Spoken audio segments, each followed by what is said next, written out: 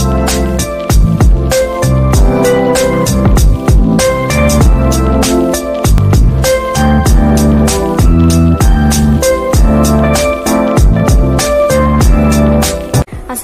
warahmatullahi wabarakatuh. Kami dari kelompok 3 yang beranggotakan saya sendiri Olga Pilberta, selanjutnya ada Anissa Nur Zuhra, kemudian ada Putri Jesuk Madaulay.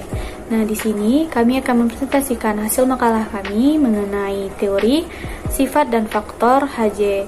Essence, McCrae, dan Costa.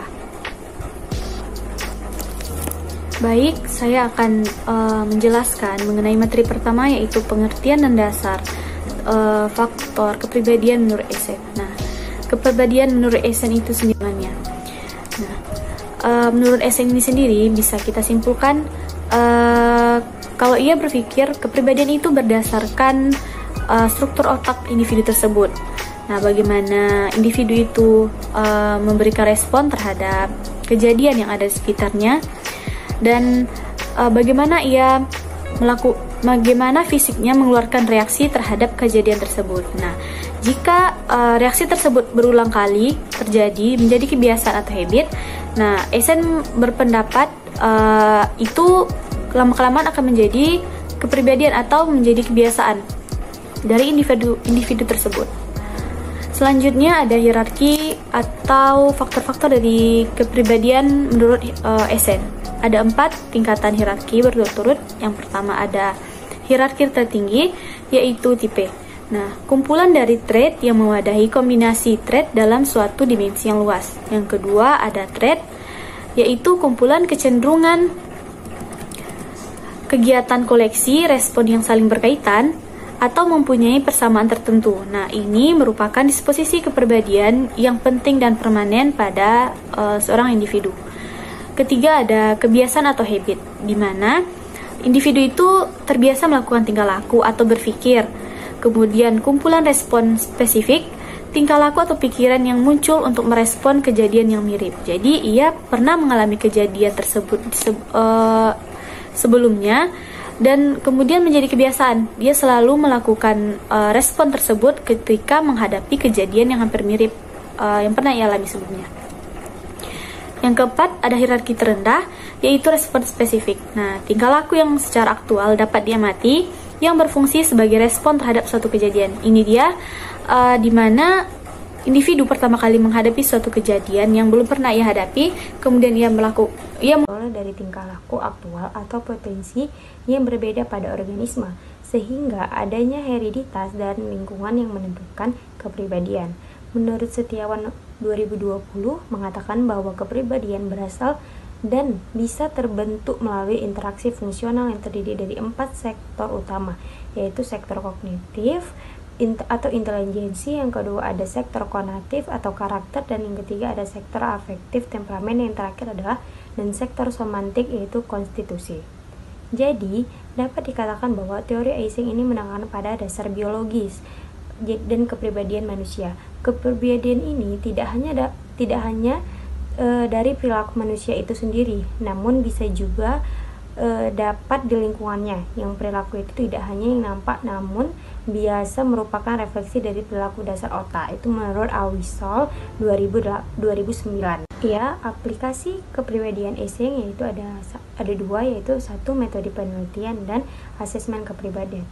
Teori McCrae dan Costa. McCrae pada saat itu melihat banyak psikolog mempercayai bahwa sifat adalah sesuatu yang tidak lebih dari sekadar suatu set respon stereotip atau fiksi kognitif. Ia menganggap hal tersebut tidak masuk akal. Hasil penelitian yang dilakukan McCrae selama dalam program pasca sarjana dengan cara studi longitudinal kognitif, ia menganggap hal tersebut tidak masuk akal. Hasil penelitian yang dilakukan McCrae selama dalam program pasca sarjana dengan cara studi longitudinal dan dilakukan secara diam-diam tanpa banyak dukungan, menunjukkan bahwa sifat-sifat atau traits adalah sesuatu yang nyata dan bertahan. Costa memiliki ketertarikan terhadap perbedaan individu dan sifat dasar kepribadian. Ketertarikan ini semakin meningkat disebabkan lingkungan mendorongnya secara intelektual. Faktor 5 besar kepribadian. Awalnya, Costa dan McCrae hanya terfokus pada 2 dimensi utama, yaitu neoritisme dan ekstraversi. Tidak lama setelah menemukan E dan E, Costa dan McCrae menemukan faktor ketiga yang disebut dengan keterbukaan pada pengalaman, atau openness to experience. Hampir semua studi awal Costa dan McCrae hanya terfokus pada ketiga dimensi ini. Namun, Costa dan McCrae masih melanjutkan studi pada faktor tersebut. Sampai tahun 1985, Costa dan McCrae mulai melaporkan studi kepribadian 5 faktor yang baru, yaitu Neo-PI. Inventory Neo-PI adalah revisi dari inventory kepribadian sebelumnya yang tidak diterbitkan. Isinya hanya mengukur 3 dimensi awal, yaitu N, I, dan O. Pada inventory tahun 1985, 2 dimensi terakhir yang ditambahkan yaitu agreeableness atau ramah dan conscientiousness atau kesadaran, namun masih merupakan skala yang belum terlalu dikembangkan dengan baik dan tidak mempunyai subskala. Selama tahun 1980, Costa dan McCrae meneruskan studi dalam menganalisis faktor, dan hampir semua inventory kepribadian utama lainnya, termasuk Myers dan Briggs, tipe indikator, dan Eysenck Personality Inventory. Selanjutnya, yaitu deskripsi 5 faktor. Bagaimana orang-orang yang berada pada sisi ekstrim dapat dideskripsikan. Neoritisme atau simbol N dan ekstraversi yang dikatakan dengan simbol E adalah 2 sifat kepribadian yang paling kuat dan terjadi di mana-mana, serta McCrae dan Costa mengkonseptualisasikan dalam cara yang hampir sama dengan cara Eysenck mendeskripsikan sifat kepribadian tersebut. Orang-orang yang memiliki skor tinggi pada neoritisme cenderung penuh kecemasan, temperamental, mengasihani diri sendiri, sangat sadar akan dirinya sendiri, emosional, dan rentan terhadap gangguan yang berhubungan dengan stres. Individu yang memiliki skor N yang rendah biasanya tenang, tidak temperamental, puas terhadap diri sendiri, dan tidak emosional. Orang yang dengan skor tinggi pada ekstraversi atau yang disebut dengan E cenderung penuh kasih sayang, ceria, senang berbicara, berkumpul, dan menyenangkan. Sebaliknya, individu memiliki skor E yang rendah biasanya tertutup, pendiam, penyendiri, fasib, dan tidak mempunyai cukup kemampuan untuk mengekspresikan emosi yang kuat. Orang-orang yang memilih keragaman atau openness to experience berbeda dengan orang-orang yang mempunyai suatu kebutuhan, ingin menjadi sempurna, dan orang yang hanya nyaman dengan lingkungan orang-orang yang dikenalnya. Selanjutnya di sini ada skala keramahan atau agreeableness, membedakan antara orang-orang yang berhati lembut dengan individu yang kejam. Orang-orang yang memiliki skor yang mengarah pada keramahan cenderung mudah percaya, murah hati, mengalah, mudah menerima, dan memiliki perilaku yang baik. Individu yang memiliki skor dengan arah sebaliknya cenderung penuh curiga, pelit, dan tidak ramah, mudah kesal, dan penuh kritik terhadap orang lain.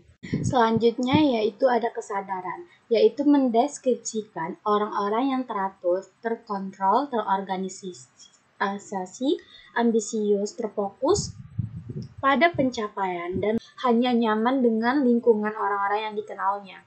Selanjutnya di sini ada skala keramahan atau agreeableness, membedakan antara orang-orang yang berhati lembut dengan individu yang kejam.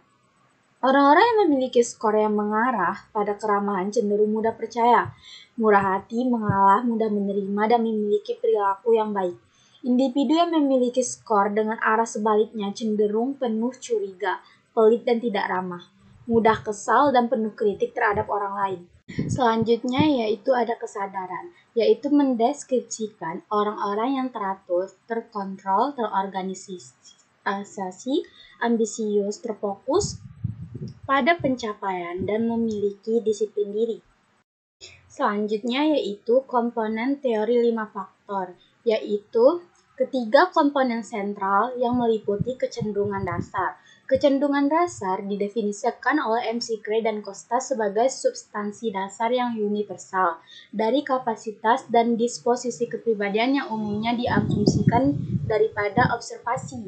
Kemudian ada karakteristik adaptasi. Karakteristik adaptasi yaitu struktur kepribadian yang dipelajari yang berkembang saat manusia beradaptasi dengan lingkungannya. Perbedaan antara kecenderungan dasar dan karakteristik adaptasi yang paling mendasar terletak pada fleksibilitasnya. Karakteristik adaptasi dapat dipengaruhi oleh pengaruh eksternal, seperti keterampilan yang dipelajari, kebiasaan, sikap, dan hubungan yang dihasilkan dari interaksi seseorang dengan lingkungannya. Kemudian ada konsep diri. Konsep diri terdiri dari pengetahuan, pandangan, dan evaluasi tentang diri, dengan cakupan dari beragam fakta, sejarah personal, sampai identitas yang memberi suatu perasaan memiliki tujuan, kesatuan dalam hidup. Selanjutnya, ada komponen sekunder, terdiri dari dasar biologis, gen, hormon, dan struktur otak. Merupakan mekanisme biologi yang mempengaruhi kecenderungan dasar. McKay dan Costa belum dapat memberikan detail spesifik mengenai gen, hormon, dan struktur otak yang mempunyai peranan dalam mempengaruhi kepribadian. Namun, ilmu di bidang genetika yang berkaitan dengan perilaku dan pemindaian otak terus berkembang dan akan terus mengisi detail-detail tersebut. Sekian hasil dari pembahasan kami tentang teori sifat dan faktor Eysenck, McKay, dan Costa. Bila ada kesalahan dalam hal berkata, kami mohon maaf. Terima kasih.